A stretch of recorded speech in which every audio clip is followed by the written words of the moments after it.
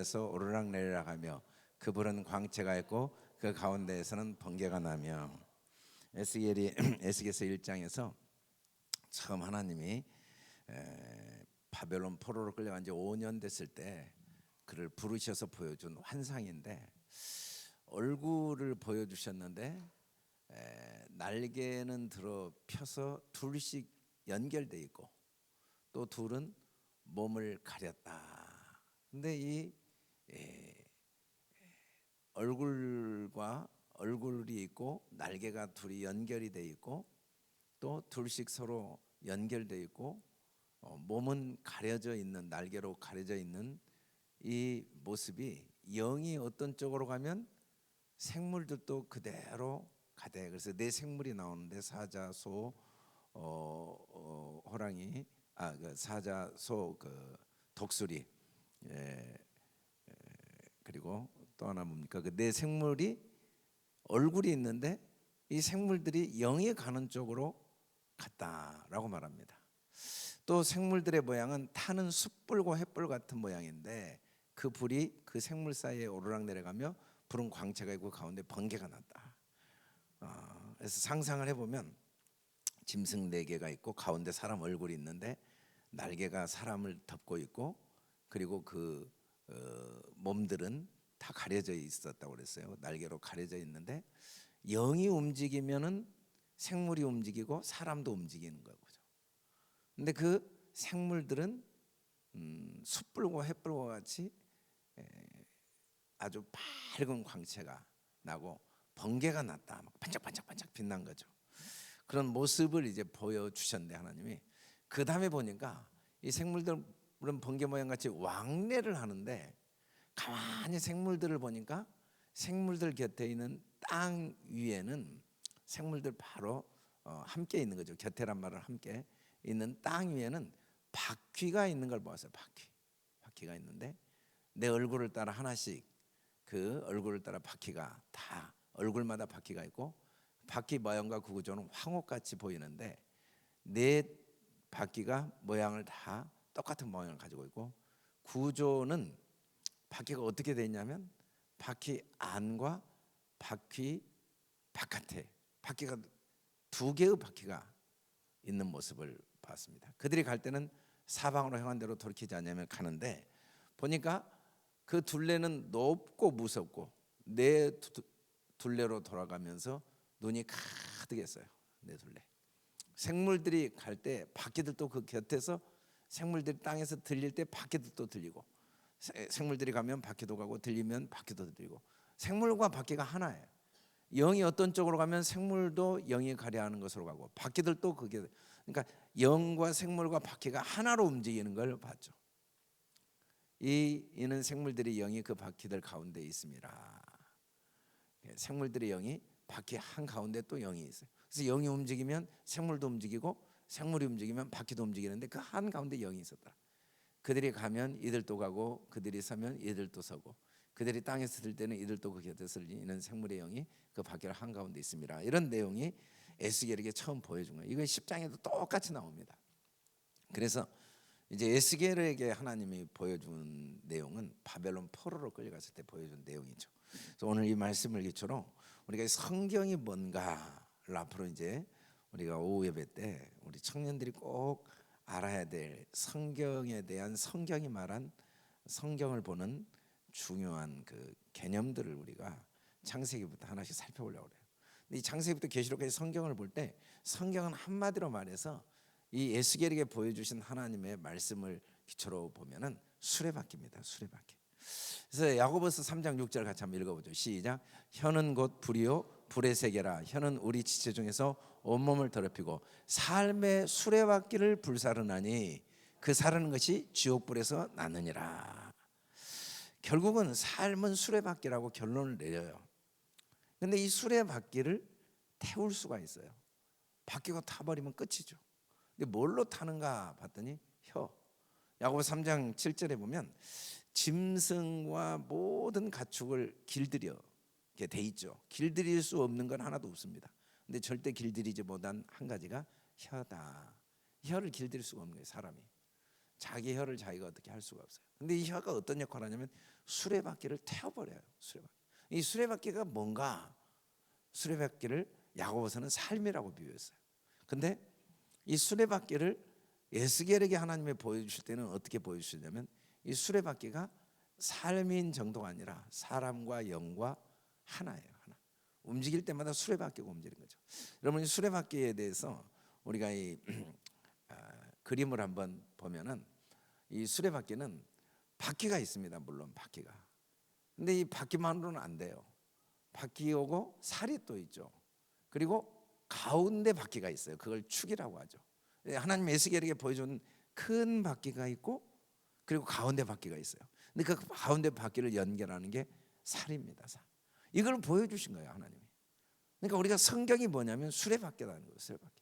이 수레바퀴다라고 할 때 이 바퀴, 이 바퀴를 성경은 뭐로 봤냐면 계보로 봤습니다. 계보. 성경은 계보 이야기예요. 창세기부터 계속 계보를 이야기하다가 마태복음에서 계보를 이야기하고 결국은 계보로 끝납니다. 계보라는 건 시간의 흐름이에요. 시간의 흐름.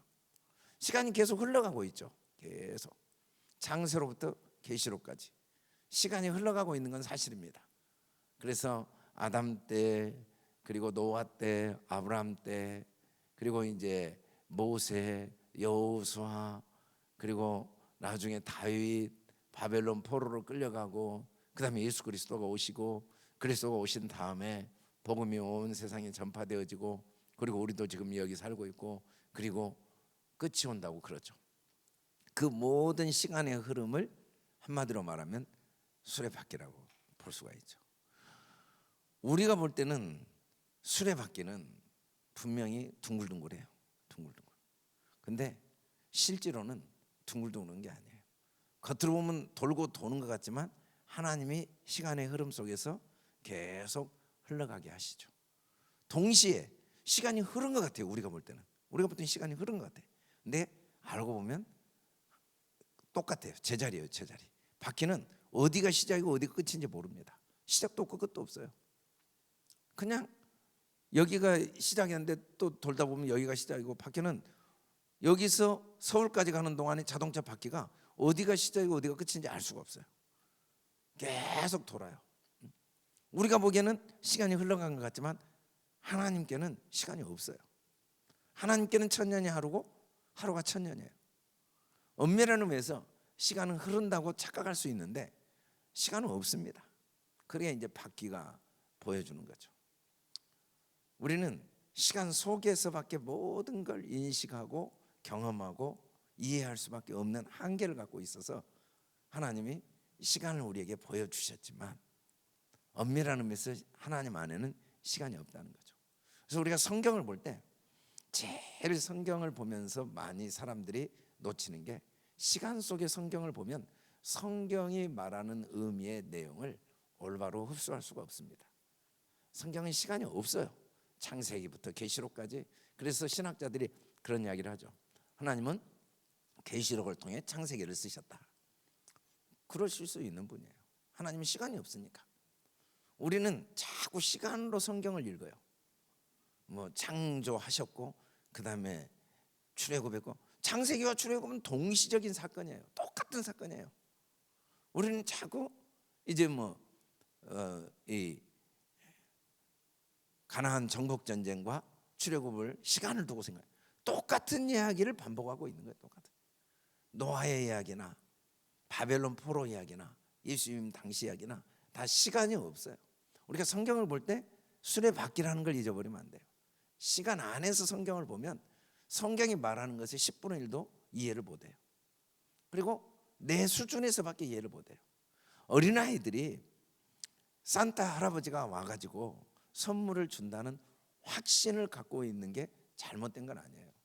우리 손주가 이번에 아무리 이야기해도 소용없더라고요. 산타 할아버지가 줬다고 계속 그러더라고요. 무조건 산타 할아버지가 줬다고 그러더라고요. 그래서 왜 그런가 봤더니 어린이집에서 산타 할아버지 옷을 입고 선물을 줬어요. 애는 100% 믿고 있는 거예요. 산타 할아버지가 줬다고. 그 꿈을 깨서는 안 되죠. 근데 그 꿈 속에 계속 머물러서는 안 돼요. 언젠가는 그게 진짜 산타 할아버지가 아니라는 걸 알아야죠. 깨어날 때가 있어야지 계속 그 수준에서 머무는 걸 귀엽다고 할 수는 없잖아요. 그 과정은 누구나 있어요. 과정. 성경을 시간 속에서 보는 과정은 누구나 있어요. 근데 계속 시간 속에서 보면 안 돼요. 시간을 초월해서 보는 눈이 있어야 돼요. 성경. 두 번째, 이 살은 뭐냐면 이 바퀴가 개보라면 살은 성경에 나온 모든 사건들입니다. 사건들. 성경의 예적 선지자를 통해 여러 분과 여러 모양으로 우리 성경에 말씀하신 하나님. 성경에 나온 모든 사건은 사실은 시간과 관계가 없이 지금 내 안에서 일어나고 있는 사건을 설명하기 위한 도구들이에요. 그래서 우리가 성경을 볼 때 이게 하나의 살로 다 연결되어 있는데 이걸 나와 내 삶과 연결되어 있는 것으로 보지 않으면은 이제 성경이 아담과 하와, 가인과 아벨, 그리고 노아와 그리고 멸망받은 사람들, 셈, 야벳, 함 다 나눠서 생각하게 되면 성경이 말하고자 하는 걸 다 놓치게 되죠. 그건 다 내 삶 속에 연결되어 있는 살들이에요. 그게 다 나의 삶을 이루고 있는 거예요. 단 하나도 성경에 나온 인물과 사건이 나와 관계되지 않는 게 하나도 없어요. 이게 다 살이죠. 살. 이게 살이에요. 그래서 우리가 성경을 볼 때 가인과 아벨이라는 사람의 삶의 내용이 내 삶을 이루고 있어요. 내 속에 가인이 있고 내 속에 아벨이 있는 거죠. 아벨이 좋고 가인이 나쁘고 이런 건 아예 없어요. 내 속에 유다가 있고 베드로가 있는 거지. 내 속에 다 있는 사람들이에요. 내 속에 아간이 있고 내 속에 다윗이 있고 내 속에 사울이 있는 거지. 사울이라는 인물 하나가 따로 있는 게 아니에요. 그 화살들, 그 사건들, 여러 부분, 여러 모양, 이것들이 다 내 삶을 지금 이루고 있는 거죠. 그것들이 시간 속에서 내 삶을 어디 목표를 향해 이끌어가고 있는 도구들로 하나님이 살이 있어야 바퀴가 굴러가거든요. 살이 없으면 바퀴는 힘을 못 써요. 그 살이 있어야 바퀴가 바퀴 역할을 하죠. 그러니까 우리 인생의 시간들 속에 이런 살들을 다 하나님이 배열하셔서 그걸 통해 나를 목표를 향해 서울까지 우리가 가죠. 자동차 타고 가면 우리가 딱 서울에 도착했는데 어떻게 가냐면 바퀴가 굴러가서 간 거예요. 바퀴가. 근데 바퀴가 어떻게 굴러가냐면 혼자 굴러간 게 아니라 살이 있어야 굴러가요. 살이 없으면 바퀴는 못 굴러가죠. 그러니까 내가 살았던 삶이 1년이건 5년이건 10년이건 100년이건 200년이건 나만 못 느끼지 성경에 나온 모든 인물과 사건이 내 안에 이미 다 이루어진 사건이죠. 물론 이 살들이 이제 결국은 하나로 모아집니다. 이 모든 날 마지막에 아들을 통하여 우리에게 말씀하셨으니 이 아들은 만유의 상속자로 또 그러면 모든 세계를 지은 마지막에 이 살들이 하나로 다 모아져요. 그 모아진 걸 우리가 축이라고 합니다. 축. 여러분 바퀴가 절대 굴러가지 않아요. 바퀴가 굴러가지 않아요. 바퀴는 굴러가지 않습니다. 축이 굴러가는 거예요. 축이 도니까 어쩔 수 없이 바퀴도 따라서 도는 거예요. 바퀴가 도는 것이라고 착각하면 안 돼요. 바퀴는 돈 적이 없어요. 축이 돌아요. 축이 막 자동차 축이 돌아요. 그럼 바퀴는 알아서 축 때문에 돌아간 거지 바퀴가 돌아간 게 아니에요. 바퀴는 가운데 그 축이 막 돌아가면 바퀴는 축이 돈 대로 따라 돌아가는 거죠. 축. 바퀴 안에 영이 있다고 그랬거든요. 그 영이 돌면은 생물도 움직이고 바퀴도 움직인다. 결국은 그 보이지 않는 영이 바퀴를 움직이는 건데 그 축이 바퀴를 움직이는 거예요. 우리가 볼 때는 이 세상 역사가 막 시간이 흘러가고 과거가 있고 미래가 있고 시간이 흘러간 것 같아요. 근데 시간이 흘러간 게 아닙니다. 우리가 볼 때는 여러 사건들이 일어난 것 같아요. 사건이 일어난 게 아니에요. 그 모든 사건들은 축에 의해서 축으로 하나로 다 모아집니다. 축으로.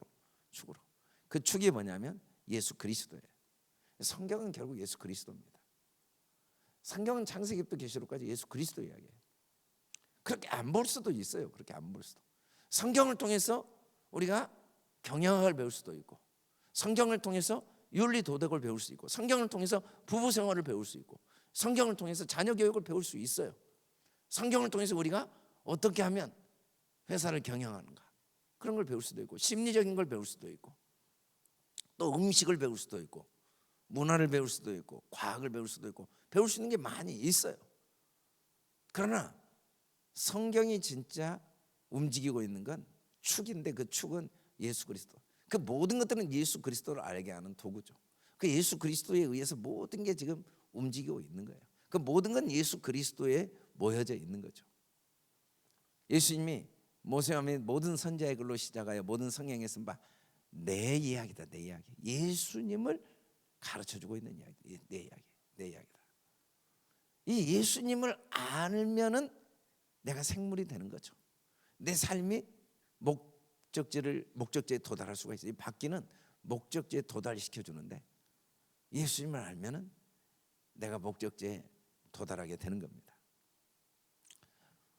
우리가 청년의 때 시간을 연구하는 사람들이 참 많아요. 역사 공부. 역사가 어땠다, 누가 어땠다, 인물을 연구해요. 인물을 연구하는 사람이 많아요. 그리고 그런 사람들이 굉장히 삶을 의미 있고 가치 있고 훌륭하게 사는 걸 봐요. 또 사건을 연구한 사람들이 참 많아요. 뭐 역사 속에 어떤 인물을 연구하고, 사건을 연구하고, 사례를 연구하고, 그래서 그걸 통해 자기 삶의 어떤 방향을 잡고, 그걸 통해서 이 사회적으로 또 자기 한 번밖에 없는 인생을 의미 있고 가치 있게 살게 되는 사람들이 많이 있죠. 근데 문제는 뭐냐면 다 허상을 붙잡고 있는 거예요. 그래서 도달한 위치가 없어요. 도달한 위치가. 이 축이 돌아가야 되는데 바퀴를 붙잡고 있어봤자 아무 소용없어요. 바퀴는 아무것도 아니에요. 바퀴 자체는 아무런 의미가 없어요. 그 살 자체는 결국은 축과 연결되지 않는 살은 의미가 없어요. 그 축에서 살이 부러져 버리면 그 축은 아무 의미가 없어요. 모든 건 축이 결정해요. 축이. 그래도 사람들은 바퀴에 관심을 가져요. 바퀴가 제일, 수레바퀴 바퀴가 눈에 딱 보이거든요. 눈에 띄거든요. 크거든요. 아니면 살에 관심을 가져요. 그 안에서 돌고 있는 축에는 관심이 없어요. 사실은 이 축이 모든 것인데, 축. 이 축을 알면은 나머지는 저절로 다 되어지죠. 축만 돌리면 축이 돌린 대로 속도가 나고, 천천히 돌리면 천천히 가고, 빨리 돌리면 빨리 가고, 축이 도는 방향대로 움직여요. 올라가면 올라가고, 내려가면 내려가고. 에스겔서에 보니까 이 축이 돈 대로 모든 위치가 결정되어지죠. 결국은 축이 모든 걸 결정하기 때문에 우리에게 바퀴를 주시는 건 왜 바퀴를 주셨는가, 우리에게 살을 주신 건 왜 살을 주셨는가, 축을 알도록, 축이 뭔가를 잘 이해하도록, 우리에게 왜 역사라는 것이 우리에게 주어졌는가, 왜 우리는 과거가 있고 현재가 있고 미래가 있는가, 축을 잘 이해하도록, 우리에게 왜 이런 크고 작은 사건들이 있고 상황들이 내게 주어졌는가.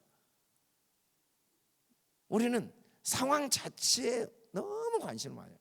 아무리 교회를 다녀도 소용이 없어요. 아무리 성경을 읽고 아무리 기도를 해도 관심이 살에밖에 관심이 없어요. 살 밖에밖에 관심이 없어요. 아무리 설교를 들어도 그냥 그놈은 바퀴, 그놈은 살. 누가 어땠고 뭐가 어땠고, 내가 지금 어디에 있고, 내가 뭔 일을 이뤘고, 내가 어디까지 도달했고, 뭘 성취했고, 뭘 이뤘고, 이건 어떤 의미가 있고, 어떤 사.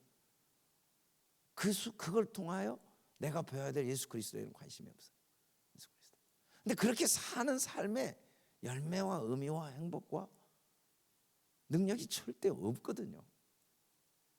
그러니까 교회 다녀도 세상에서 내 안에 누가 인정해 주기 전에 내가 갖고 있는 능력이 없는 거예요. 내 안에 능력이 나타날 수가 없어요. 그냥 교인이지 그리스도의 능력이 내 안에 머물러 있질 않아요. 그리스도의 능력을 성경은 두나미스라고 합니다. 두나미스. 이 사단의 통치권을 엑소시스라고 하는데, 이 두나미스는 절대로 감춰질 수가 없는 능력이에요. 다이너마이트 한번 폭파시켜 보세요. 그 산이 안 무너지는가? 내 안에 두나미스, 이 그리스도의 능력이 있으면 어떻게든지 나타나고 영향을 주고 상황을 바꾸고 환경을 바꾸고 사람을 바꿔내지 않을 수가 없어요. 근데 그 능력이 돈에서 안 나와요. 시간에서 안 나와요. 역사적인 사건과 환경에서 절대 안 나와요. 내가 그리스도를 안 만큼만 나와요. 내가 그리스도와 하나 된 만큼만 능력이 나와요. 그래서 인생을 마지막 살고 보면 내가 하나도 한 게 없지만 내가 그리스도를 알고 그리스도를 경험하고 그리스도를 체험한 만큼 내 삶에 열매가 맺혀지고 영향력이 나타나고 능력이 나타나는 건 막을 수가 없어요. 반대로 내가 아무리 많은 목사 아니라 교회를 1000개 10,000개를 세우고 뭔 짓을 다 했어도 내가 그리스도가 내 안에 경험되어지지 않으면 그냥 여러 조직 제도를 만들고 건물을 짓고 사람을 모아놓은 것에 끝난 거지 그 안에 하나님의 능력이 나타나지 않아요. 하나님 나라가 이루어지지 않아요. 교회가 또 다른 세상의 조직이 하나예요. 모여서 서로 세상 사람보다 똑같이 돈 자랑하고 외모 자랑하고 명예 자랑하고 시간 자랑하고 경력 자랑하고 능력 자랑하고 그 상황이 안 좋으면 낙심하고 상황이 좋으면 기뻐하고 생각하는 게 매일 눈에 보이는 것, 상황과 환경, 사건 외에는 관심이 없는 거죠. 그 관심을 극복해 보려고 해도 그건 하나의 액수시야, 하나의 힘이거든요. 안 돼요. 안 돼. 아무리 염려 안 하려고 해도 걱정되고 아무리 사람 의식하려고 사람 의식되고 아무리 상황을 극복하고 정말 내가 원하는 걸 해보고 싶어도 못해요. 자기 원하는 거 평생 못해요. 항상 상황이 나를 끌고 가고 사람이 나를 끌고 가고 환경이 나를 끌고 가고 세상이 나를 끌고 가지 내가 가고 싶은 데를 절대 못 가요. 왜? 능력이 없는데 능력이 없어요. 근데 그 능력이 어디서 나오는가? 축에서 나오거든요. 예수 그리스도를 경험한 만큼밖에 안 나와요. 그분을 만난 만큼밖에 안 나와요. 그분과 하나 된 만큼밖에 안 나와요.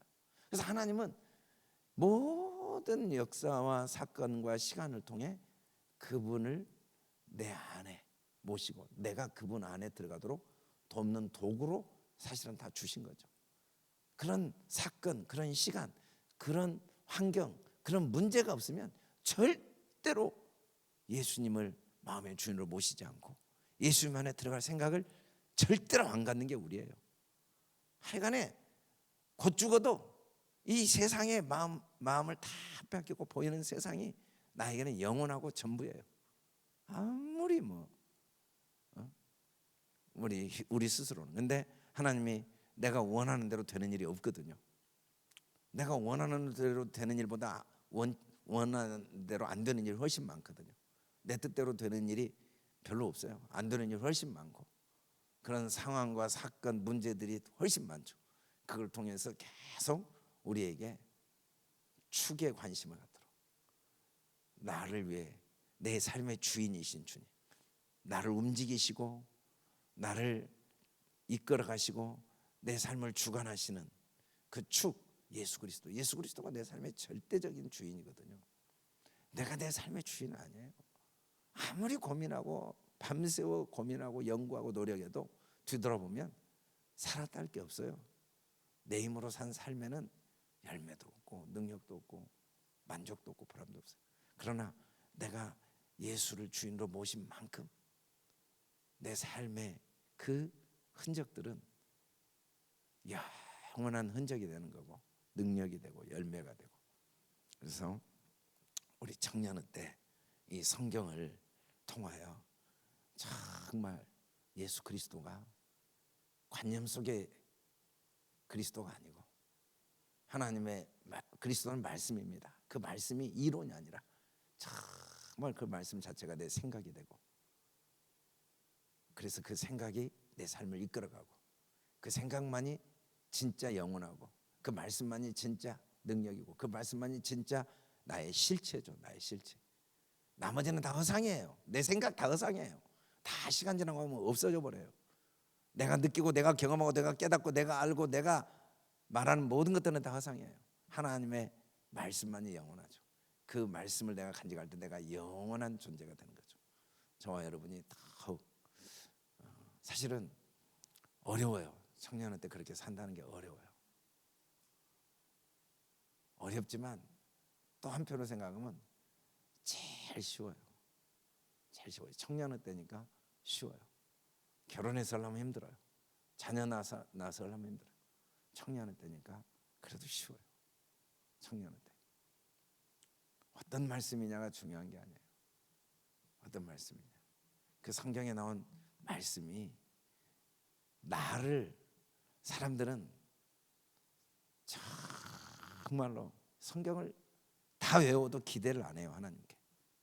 성경 이야기니까 내 이야기라고 절대 생각 안 해요. 그게 내 안에 일어난 사건이라고 인정 안 해요. 그 하나님이 내 하나님이라고 인정을 안 해요.